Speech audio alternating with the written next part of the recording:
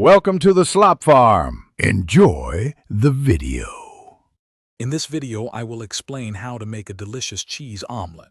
First, gather your ingredients: 2 to 3 large eggs, about 1/4 cup of shredded cheese, and a small amount of butter or oil.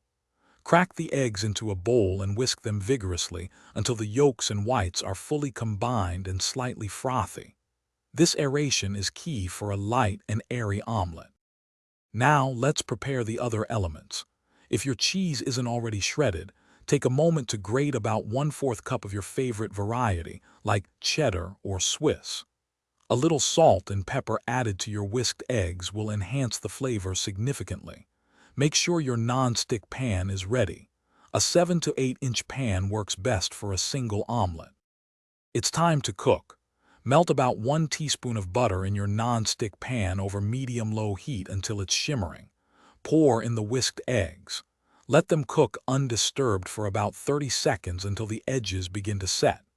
Then, using a spatula, gently push the cooked egg from the edges towards the center, tilting the pan to let uncooked egg flow underneath.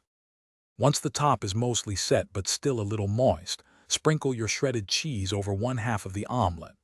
Allow it to melt for a few seconds. Then, carefully fold the omelet in half using your spatula and slide it onto a warm plate. Serve immediately for the best taste.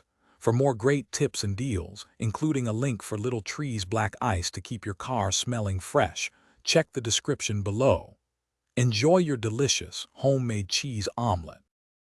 Thanks for watching. Consider subscribing if we helped you today.